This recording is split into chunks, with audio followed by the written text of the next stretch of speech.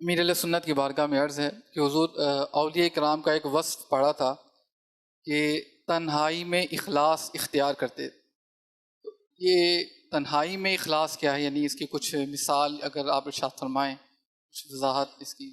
اخلاص تو تنہائی میں بھی ہے اور عوام میں بھی ہے، ہر جگہ جو بھی عمل کریں گے اس میں خلوص تو شرط ہے. خلوص کے بغیر تو عمل مقبول نہیں ہے نا. اگر ذرہ برابر بھی خلوص نہیں ہے پھر مقبول کیسے ہوگا؟ تو جیسے عوام جب کسی کے سامنے تو دکھلاوا یا ریا کی صورت وہ بن جاتی ہے بعض اوقات. اب تنہائی میں اکیلا ہے بندہ، مثال کے طور پہ نوافل پڑھ رہا ہے، کوئی درود پاک پڑھ رہا ہے، تو اب اس میں کس سے بچے؟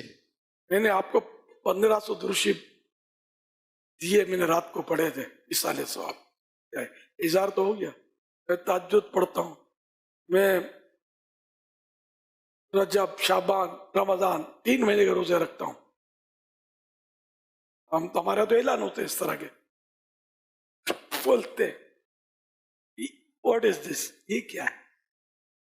رمضان شریف کے روزے تو ویسے ہی فرض ہے، لیکن وزن بڑھانے کے لیے وہ 3 مہینے اس کو وہ طرح طرح کے مطلب عیسائی بھائی اپنے اظہار کرتے رہتے. تو تنہائی میں کیا، اب سامنے جب اظہار کر دیا تو وہ تنہائی نہ رہی نا.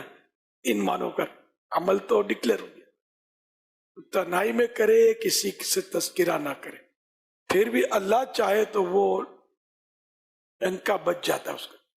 حضور اس میں یہ کہہ سکتے ہیں مثال کے طور پہ تنہائی میں نوافل پڑھ رہا ہے، پریکٹس کر رہا ہے کہ میں لوگوں کے سامنے بھی ایسے ہی پڑھوں گا، کوئی وظیفہ پڑھ رہا ہے، تلاوت کر رہا ہے، اپنا اچھے انداز میں تلاوت کر رہا ہے، نیت یہ ہے کہ میں لوگوں کے سامنے بھی ایسے ہی کروں گا، یہ صورت بن یہ سکتی تو ریاکاری ہے.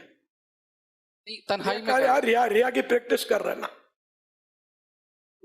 اگر نیت یہ ہے تو ریا میں یہ ہے کہ اپنے نیک عمل عبادت کے ذریعے کسی کے دل میں جگہ بنانا، عزت بنانا، یا اس سے کچھ مال حاصل کرنا، یہ ہے سر ریا.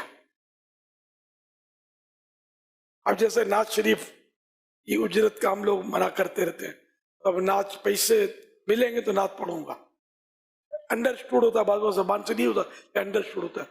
یہ ریا ہے، اور ریا کی وجہ سے ایسا کرنا یہ حرام اجرت. اسی طرح تلاوت، اس طرح دیگر نیکیاں تو صاحب بولتے ہیں میں نے یوں کیا تحفہ دو.